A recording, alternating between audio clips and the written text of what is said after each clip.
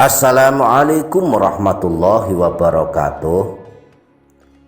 Selamat datang kembali di channel ini dia Doapedia. Bismillahirrahmanirrahim. Alhamdulillahirabbil alamin. Wassalatu wassalamu ala asyrafil anbiya'i wal mursalin sayyidina wa maulana Muhammadin wa ala alihi wa sahbihi ajma'in. Subhanaka la ilma lana illa ma 'allamtana innaka antal alimul hakim. Allahumma inna nas'aluka ilman nafi'a wa rizqan thayyiba wa amalan mutaqabbala.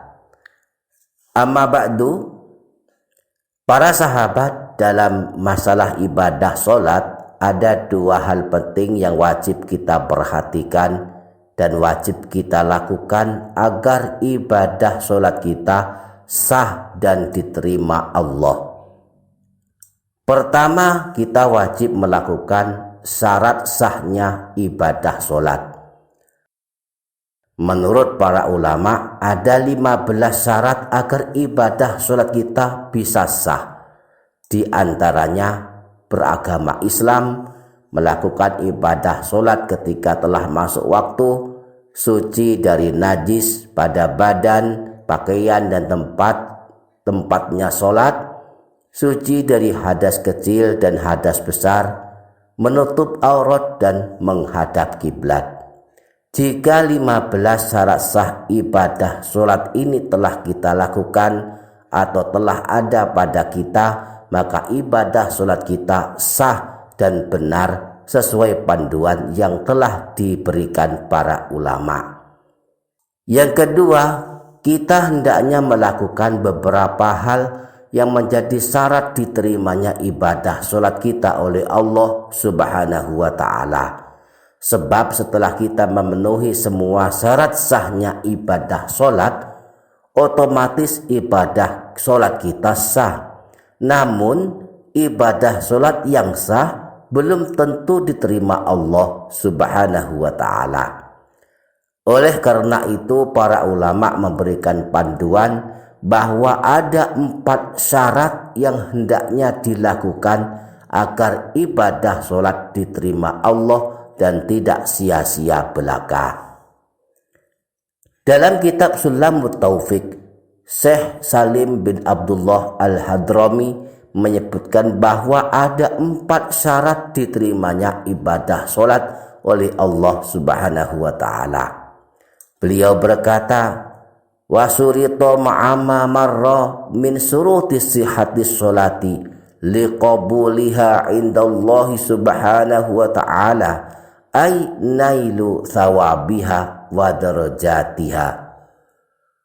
Di samping ibadah sholat telah memenuhi syarat-syarat sahnya agar ibadah sholat diterima Allah dan layak mendapatkan pahala dan balasan dari Allah, maka hendaklah memenuhi 4 syarat berikut ini.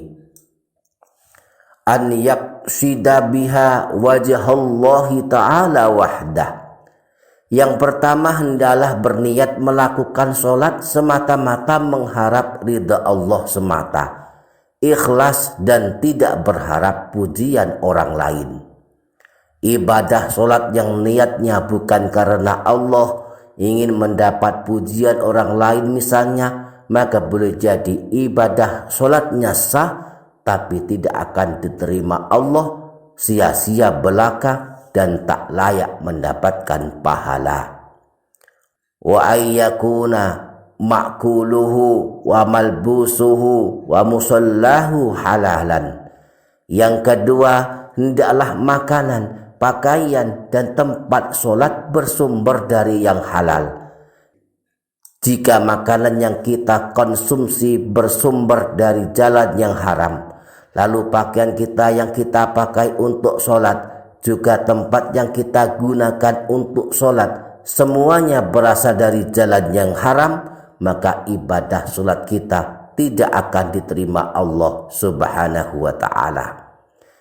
Jika ibadah sholat kita telah memenuhi syarat sahnya sholat, maka ibadah sholat kita hukumnya sah. Tapi jika makanan, pakaian, dan tempat sholat kita bersumber dari jalan yang haram, maka ini akan menjadi penghalang diterimanya ibadah sholat kita oleh Allah Subhanahu wa ta'ala. Wa an yuhdira qalbahu fiha lahu min sholatihi illa ma'aqala minha. Yang ketiga, syarat diterimanya ibadah sholat kita adalah hendaklah menghadirkan hati saat menunaikan ibadah sholat, yakni hendaklah khusyuk walaupun hanya sebentar.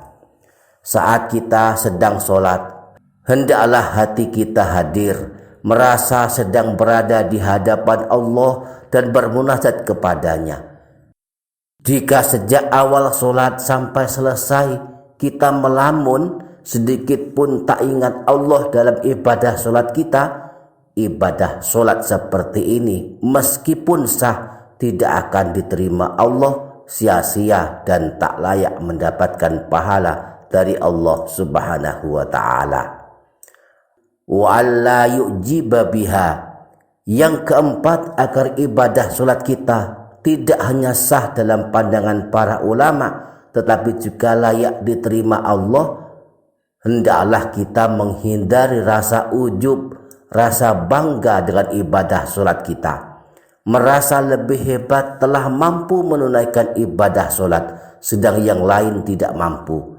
Saat kita merasa lebih hebat, kagum pada diri sendiri telah menunaikan ibadah sholat, maka ini akan menjadi penghalang diterimanya ibadah sholat kita oleh Allah Subhanahu wa ta'ala. Demikianlah 4 syarat agar ibadah sholat kita diterima Allah Subhanahu wa ta'ala dan layak mendapatkan pahala dan ganjaran dari Allah Subhanahu wa ta'ala. Mudah-mudahan kita semua dapat memperhatikan hal ini lalu berusaha sebaik mungkin melakukan ibadah sholat dengan dipenuhinya syarat sahnya sholat dan dipenuhi pula syarat diterimanya ibadah sholat kita. Semoga Allah menerima ibadah sholat kita. Amin ya rabbal alamin. Demikian para sahabat, semoga dapat difaham, semoga dapat kita amalkan, semoga bermanfaat dunia akhirat. Kurang lebihnya mohon maaf. Wassalamualaikum warahmatullahi wabarakatuh.